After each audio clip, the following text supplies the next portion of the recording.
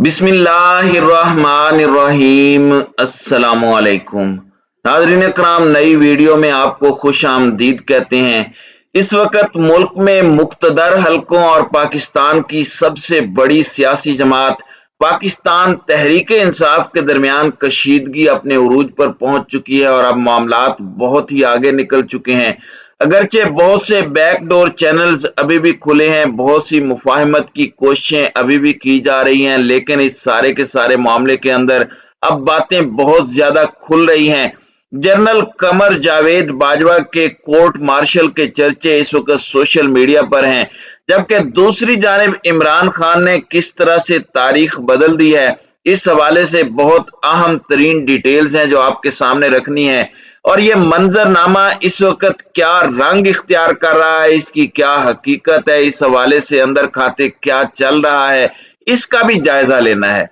जबकि दूसरी जानिब बिलावल, फजलुर रहमान और शहबाज शरीफ भी कहीं मुख्तदर हलकों से नाराज तो नहीं हो चुके, कहीं वो भी इमरान खान के इस तरह से मोमेंटम पकड़ने और सियासी तौर पर छा जाने की फ्रस्ट्रेशन अब मुख्तदर हलकों पर तो नहीं उतारने जा रहे।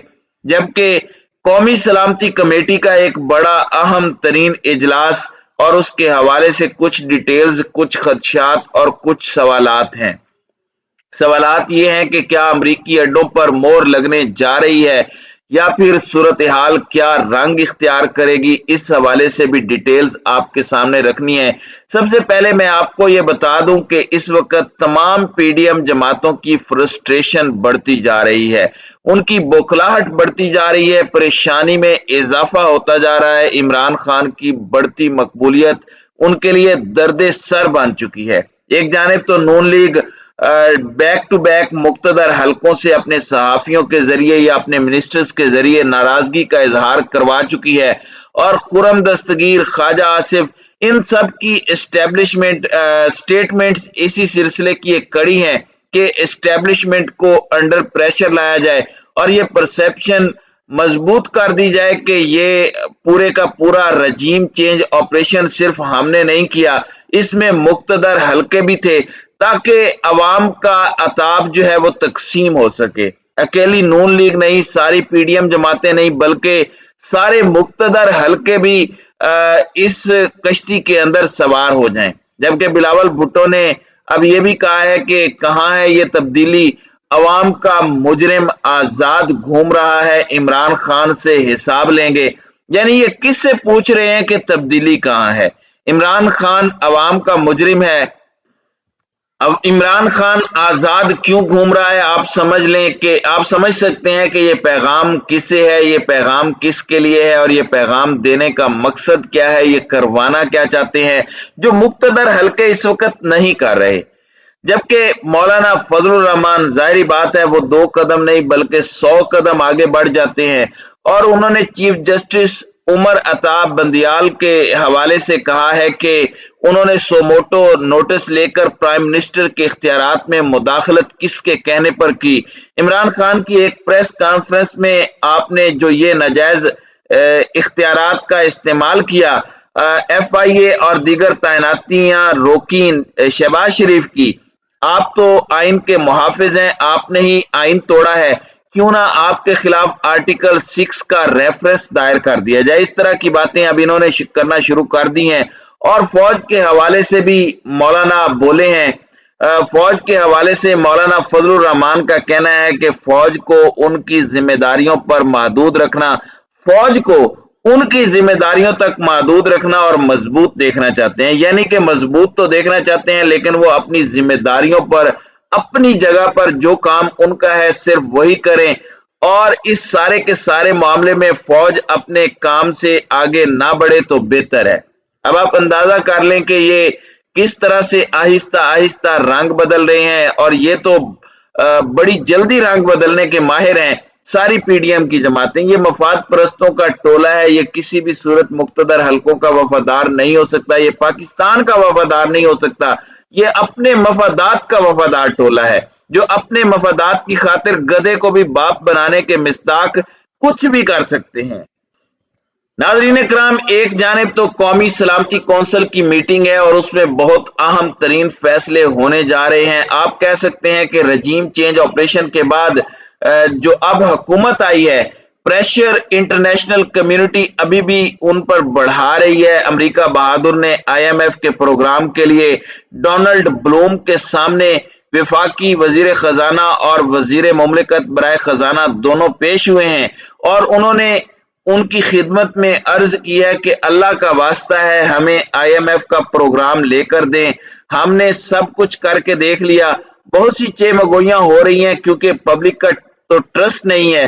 अब इन सारे लोगों ने बैठना है कौमी सलामती और असम्बली की जो कौमी सलामती की कमेटी है उसके अंदर पार्लिमानी लीडर्स ने बैठना होता है।